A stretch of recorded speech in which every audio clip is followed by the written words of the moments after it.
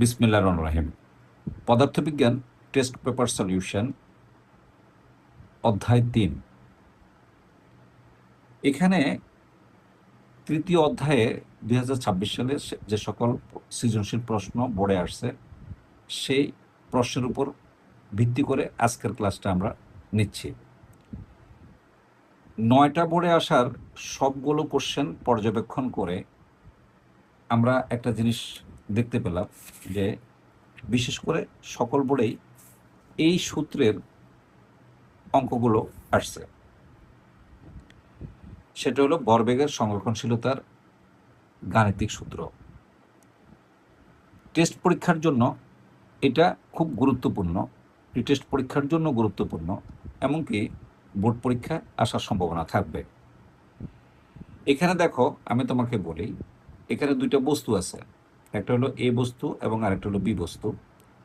এবং দেখো, একটা বস্তু ইউ বেগে সামনের দিকে যাচ্ছে এবং আরেকটা বস্তু বি, এটা বিপরীত দিকে যাচ্ছে। ফলে দুইটা বস্তুর মধ্যে একটা সংঘর্ষ হবে। এই যে দেখো, সংঘর্ষ হলো। সংঘর্ষ হওয়ার পরে দুইটা ঘটনা ঘটতে পারে। প্রথম ঘটনা হলো তারা একসাথে লেগে যেতে পারে এবং লেগে গিয়ে একটা মিলিত বেগ সৃষ্টি হবে এবং সেই বেগে তারা, যে বস্তুর ভরবেগটা বেশি হবে সেদিকে যাবে। আবার তারা মিলিত না হয়ে তারা আবার আলাদা হয়ে যেতে পারে। যদি তারা সংঘর্ষের পর আলাদা হয়ে যায় তখন তারা নতুন দুইটা বেগ লাভ করবে, একটা হলো V1 এবং V2। এখন আমার সূত্র কি বলে? সূত্র বলে, সংঘর্ষের পর দুইটি বস্তু যদি আলাদা হয়ে নতুন বেগ প্রাপ্ত হয় তখন ভরবেগের সংরক্ষণশীলতার নীতি হচ্ছে M1U1 plus M2U2 is equal two M1V1 plus M2V2। এটা হলো প্রথম সূত্র। তার মানে এই দুইটা বস্তুর আদি ভরবেগের মোট যোগফল আর সংঘর্ষের পরে এই দুইটা বস্তুর মোট ভরবেগ, এদের কোনো পরিবর্তন হবে না। অর্থাৎ এখানে যে মোট ভরবেগ পাওয়া যাবে, এখানে যে মোট ভরবেগ পাওয়া যাবে, এই দুইটা ভরবেগ সমান হবে।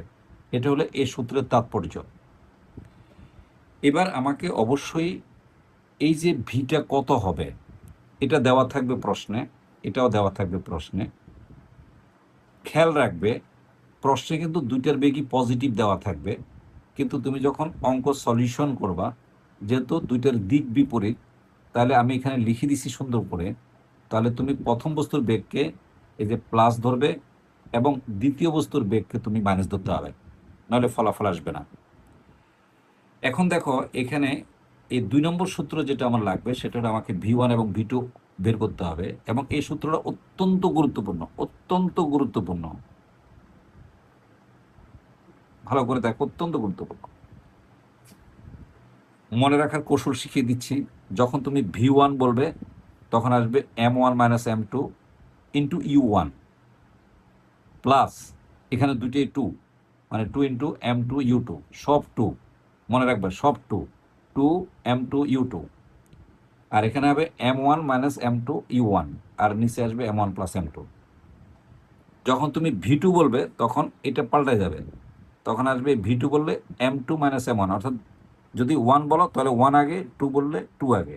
এই যে M1 M2 মাইনাস M1, এখানে আসবে U2, আর এ পাশে সব এই যে 2 into M1 U1 divided by M1 plus M2। খুব গুরুত্বপূর্ণ, মনে রাখবে। আমি এখানে লিখেও দিচ্ছি যে দুইটা বস্তু যদি একটি অপরটির বিপরীত দিক থেকে আসে তখন ইউ পজিটিভ, একটা ইউ পজিটিভ হবে আর একটা ইউ নেগেটিভ হবে। কিন্তু দুইটি বস্তু যদি একই দিক থেকে যায়, মানে এটাও এদিকে যাচ্ছে আরেকটা এদিকে যাচ্ছে, এবং সেই ক্ষেত্রে মনে করো পিছনে যে বস্তুটা আছে তার বেগটা বেশি এবং সামনে যে বস্তুটা আছে তার বেগ যদি কম হয়, তাহলে তারা একটা সময় যায় পিছনের বস্তুটা সামনের বস্তুটিকে ধাক্কা দিবে।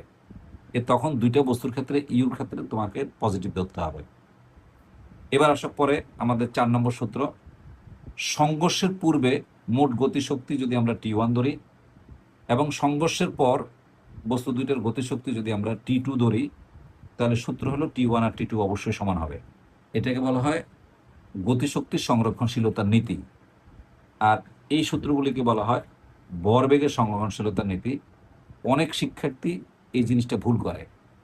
ভরবেগের সংরক্ষণশীলতার নীতি এবং গতিশক্তির সংরক্ষণশীলতার নীতি এক না, একটু ভিন্ন। দেখো আমি দেখাই দিচ্ছি। এই যে এই যে মোট গতিশক্তি হবে half m1 u1 square plus half m2 u2 square. এটা হলো সংঘর্ষের আগের মোট গতিশক্তির পরিমাণ, আর এটা হলো সংঘর্ষের পরে হাফ m1 v1 এর whole square plus half m2 v2 এর হোল স্কোয়ার। এটা হলো সংঘর্ষের পরে। এবার হলো ঘর্ষণ সহগটা খুব ইম্পর্টেন্ট। এই যে এটাকে মিউ বলা হয় ঘর্ষণ সহগকে। এই ঘর্ষণ বল is equal to F into F সমান সমান মিউ এমজি, বস্তুর ভর, এটা অভিকর্ষক ত্বরণ, এটা হলো ঘর্ষণ সহগ। আর কার্যকরী বল এটা তোমরা আগে থেকে জানো, F is equal to M A, M এর জায়গায় হলো এর জায়গায় হলো V minus U divided by T. আর ভরবেগকে আমরা পি দ্বারা প্রকাশ করি, এটা হলো এম বি। আশা করি তোমরা সূত্র পর্যালোচনা বুঝতে পারছো। এবার আমরা চলে আসি ঢাকা বোর্ডের প্রশ্ন নিয়ে আলোচনা করি।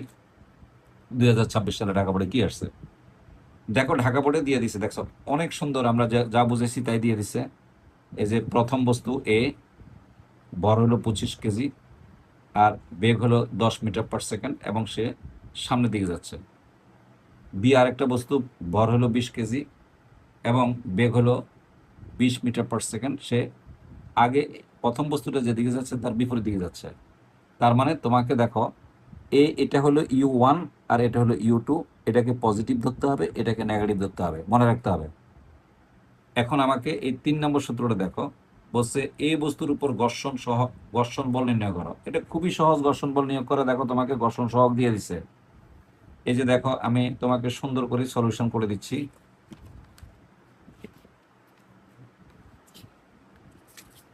এই যে সলিউশনে আসো, ঢাকা বোর্ড কোশ্চেন আমি এখানে রেখে তোমাকে সলিউশন করে দিচ্ছি।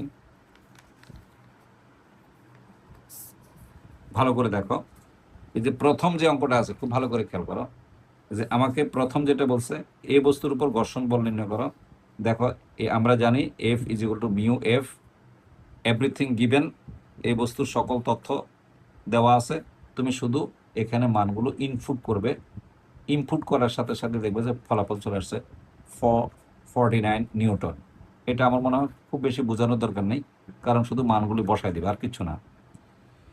এবার আমাকে বলছে কোন সত্ত্বে বস্তু দুটির মধ্যে সংঘর্ষের পর ভরবেগের সংরক্ষিত হবে, ভরবেগটা সংরক্ষিত হবে। তার মানে আসলে এখানে একটা কন্ডিশন আছে।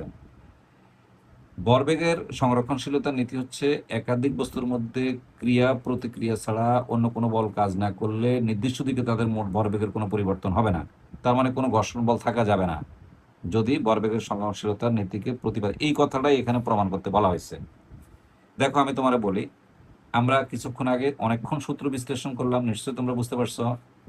এই যে সংঘর্ষের পর যদি বস্তু দুটির বেগ যথাক্রমে v1 এবং v2 হয়, তাহলে আমরা প্রথমে v1 বের করব। এই যে m1 minus m2 u1 plus 2m2 u2 divide by m1 plus m2। Definitely এখানে সবই দেওয়া আছে।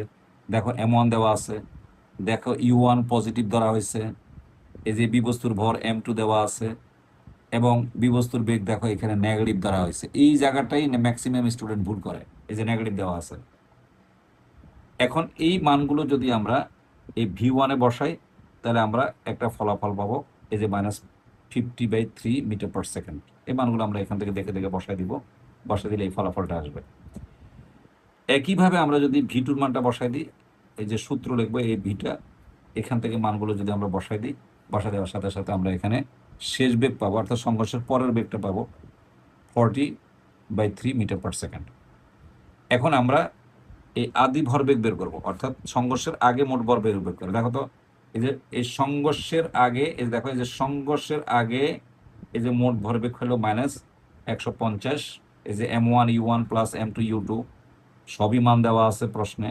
এখন আমরা যদি এখানে বসাই দিই, খুব ভালো করে খেয়াল করো, যদি আমরা বসাই দিই তাহলে এই যে -150 কেজি মিটার পার সেকেন্ড হয়। এখানে দেখো সংঘর্ষের পর যদি আমি বলি তাহলে কি আসবে m1 v1, এই যে ইউর জায়গায় ভি হবে m1 v1 plus m2 v2। তাহলে আমরা যদি ওই v1 আর v2 মানগুলো বসাই দিই তাহলে দেখা যাচ্ছে এখানেও -150 আসে। কি বোঝা গেল যে আমি দুই ক্ষেত্রে কিন্তু মোট ভরবেগ সমান পাইছি।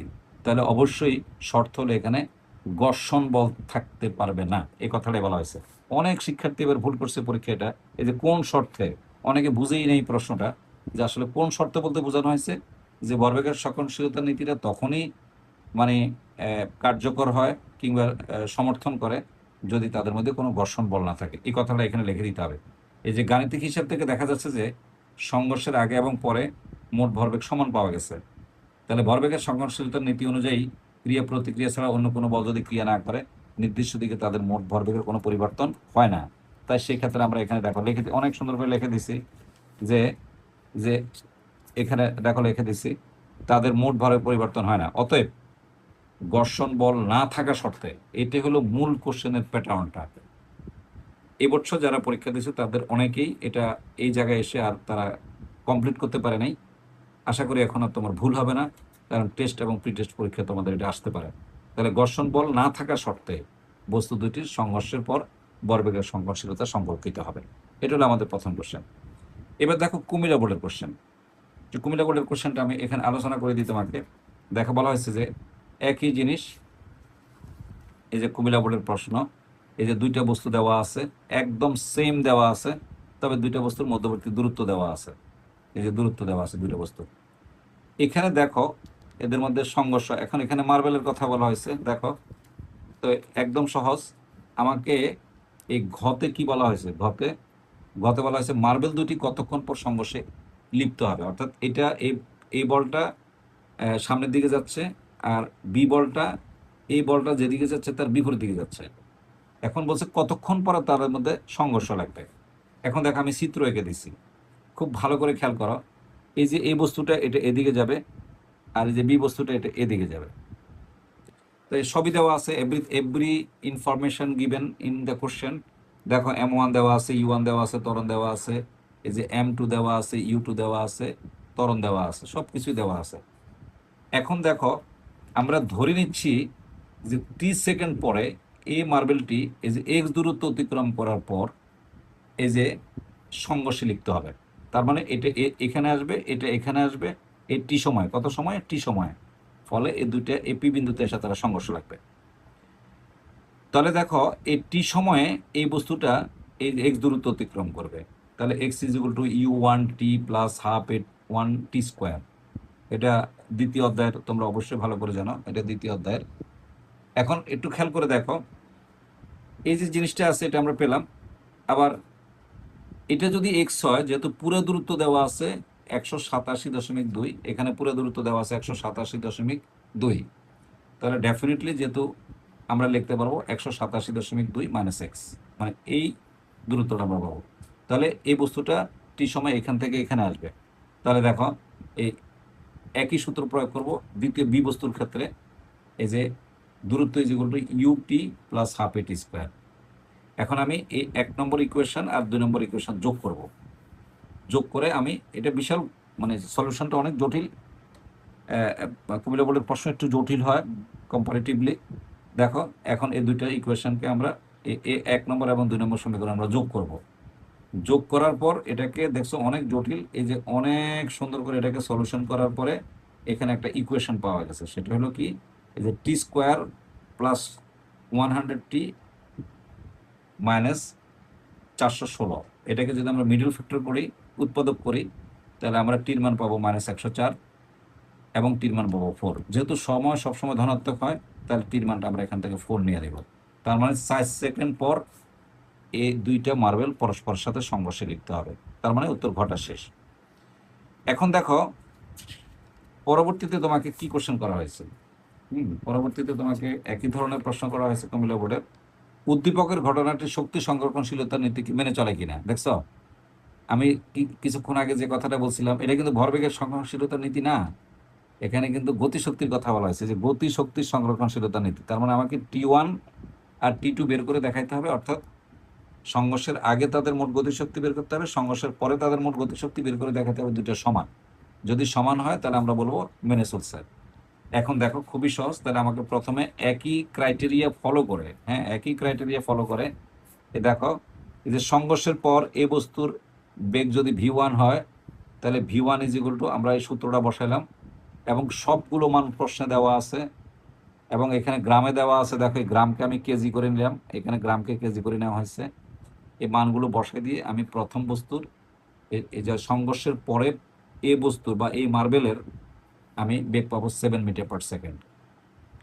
একইভাবে বি বস্তুর মানে সংঘর্ষের পর বেগ যদি V2 হয়, তাহলে এই সূত্রটা প্রয়োগ করে আমরা যদি V2-র মানটা বের করি, তাহলে এখান থেকে আমরা এই দ্বিতীয় মার্বেলের সংঘর্ষের পরে আমরা বেগ পাবো 52 মিটার পার সেকেন্ড। এখন দেখো সংঘর্ষের পূর্বে এই যে দেখো আমরা গতিশক্তি বের করছি, দেখছো এই যে মোট গতিশক্তি, এই যে দেখো half m1u1 square plus half m2u2 square. আমরা যখন এই মানগুলো বসা যখন আমরা ক্যালকুলেটর দিয়ে হিসাব করব, এক্ষেত্রে আমরা পাবো এই যে 2.9 জুল, অর্থাৎ সংঘর্ষের আগে এ এবং বি দুইটা মার্বেলের মোট গতিশক্তি ছিল 2.9 জুল। এবার সংঘর্ষের পর আমরা আবার গতিশক্তি বের করব K2। দেখো half m1 v1 square plus half m2 v2 square. আমরা ভির মান কিছুক্ষণ আগে এখানে বের করলাম, এখন এই মান দুটো আমরা এখানে বসিয়ে দিলাম। বসে দেওয়ার পর দেখলাম যে 2.9 জুল। দেখো আগেও আমি 2.9 জুল পেয়েছি, পরে আমি 2.9 জুল পেয়েছি। তাহলে কি প্রমাণিত হলো যে K1 আর K2 সমান হলো। তার মানে আমার মার্বেল দুইটা এই যে গতি শক্তির সংরক্ষণশীলতার নীতিকে কি করে সমর্থন করে চলে। আশা করি আজকে আমরা দুইটা বোর্ড করিয়ে দিলাম। পরবর্তীতে এই অধ্যায়ে আমি তোমাকে এটার দেখাচ্ছি। তুমি নিশ্চয়ই তোমার কাছে যদি টেস্ট পেপার থাকে বা অনেকের কাছেই সাপ্লিমেন্টারি আছে, সেই সাপ্লিমেন্টারির মধ্যে কোশ্চেনগুলো পাবে। তবে সাপ্লিমেন্টারে অত সুন্দর করে ওরা অঙ্কগুলি করাই দেবে না, আমি যতটুকু চেষ্টা করছি।